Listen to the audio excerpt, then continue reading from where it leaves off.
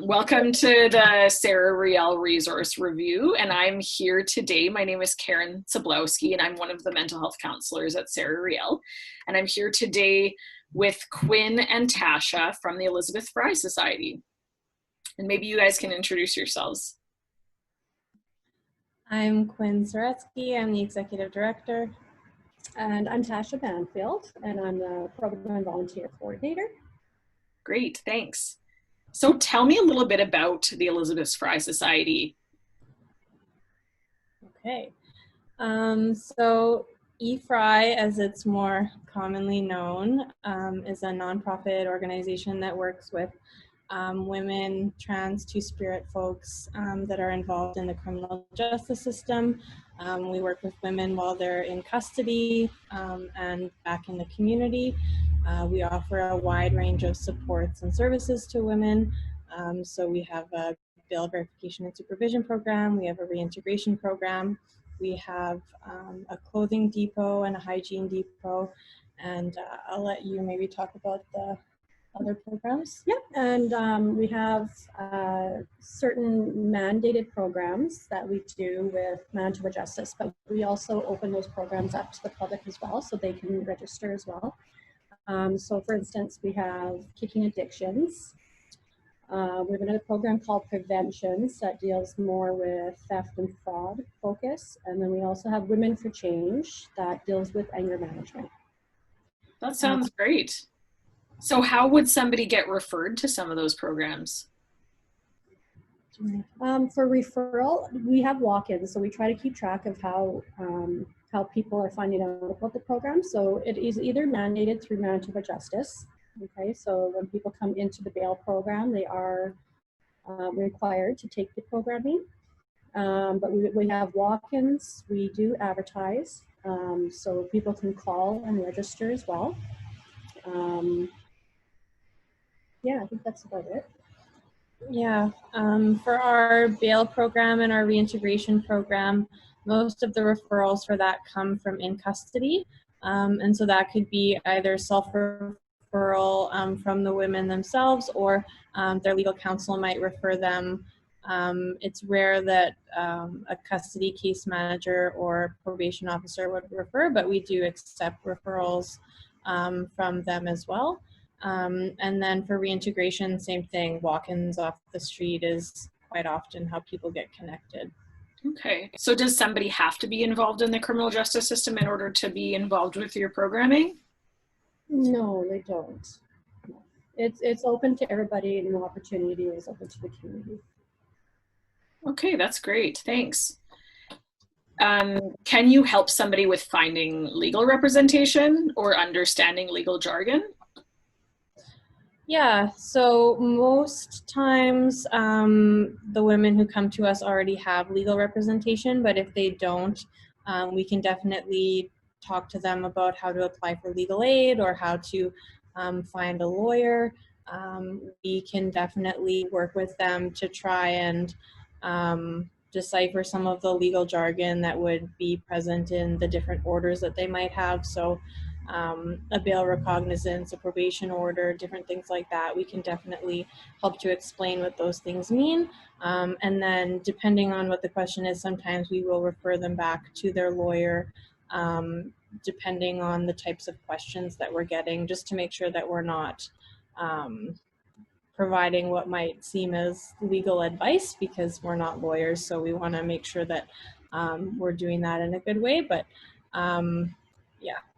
Okay, that's cool. I was kind of wondering about things like, I've had a lot of clients ask me about getting help to apply for pardons. Can you guys supply that help as well?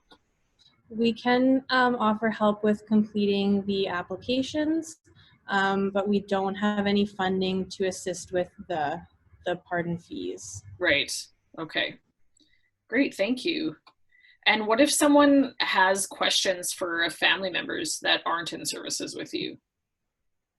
You get a lot of Sure, yeah. You get a lot of family members that have questions. They're certainly able to come in and talk to either myself, the program coordinator, and addictions counselor. to gain some knowledge and maybe some strategies or some helpful information that they can use for family members. And also information regarding what kind of treatment plan or treatments are out there, what kind of opportunities are out there for them. Okay, so kind of like a consultation process, like you can provide that for other people in the community. Mm-hmm. Oh, that's awesome. That's great to know. What kind of ongoing care does Elizabeth Fry Society provide?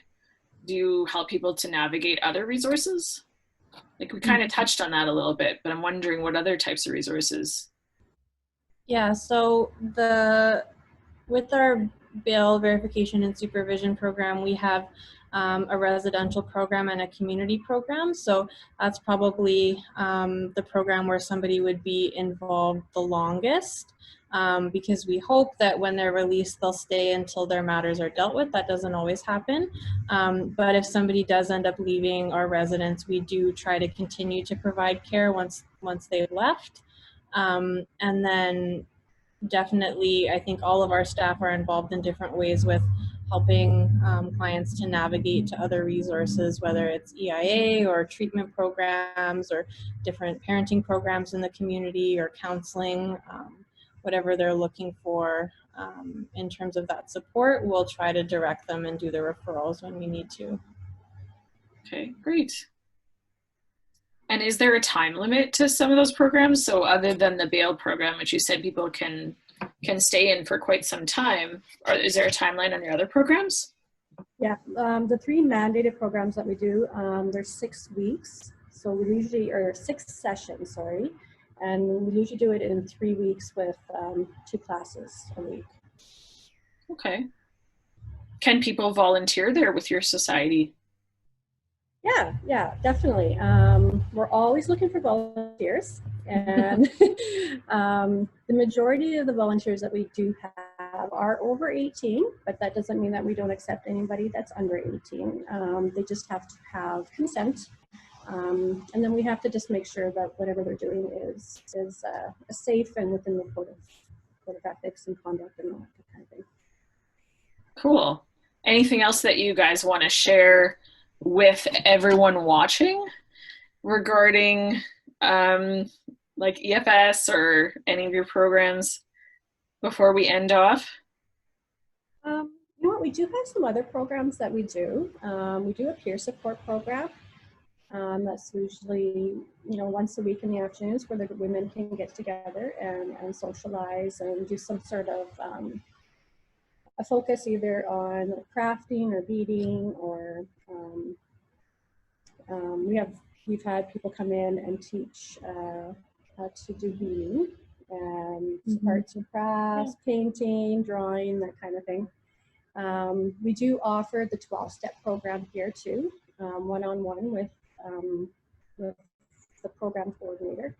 And that's a longer duration program. It usually takes about 12 weeks to get through.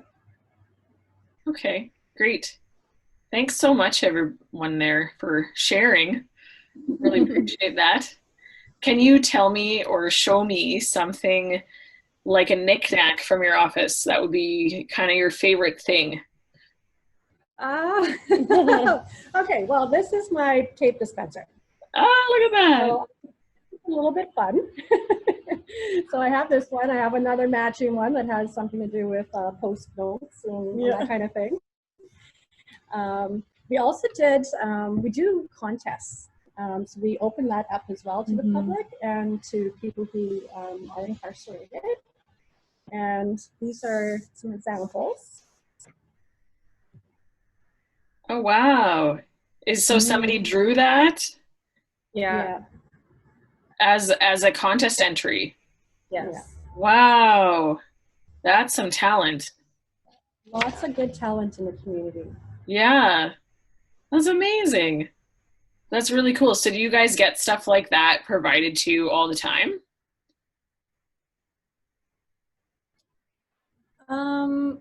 Well, we had done this one prior to COVID. And I think both of these came from in custody, right? Yes, I did. So we had put it to the women that were at WCC to submit entries, and we got these two, and then hopefully we can do something again soon, because we've got some good prizes to give out a little bit. Yeah. Yeah, well, that sounds awesome. Well, thanks so much for sharing everything with us. Can you let me know how people can get a hold of you so that they can reach your organization if they need to after this video? We can share it kind of underneath the video. Okay. So our phone number is 1-204-589-7335. My extension is 222, and Tasha's is 233. And we should be able to answer any questions that come in, or they can get a hold of us by email. My email is ed@efsmanitoba.org. Okay, and mine is pvcoord@efsmanitoba.org. Okay, great. Thanks so much, ladies. Bye. Thank you. I'm sure I'll see you around. Take care. You too.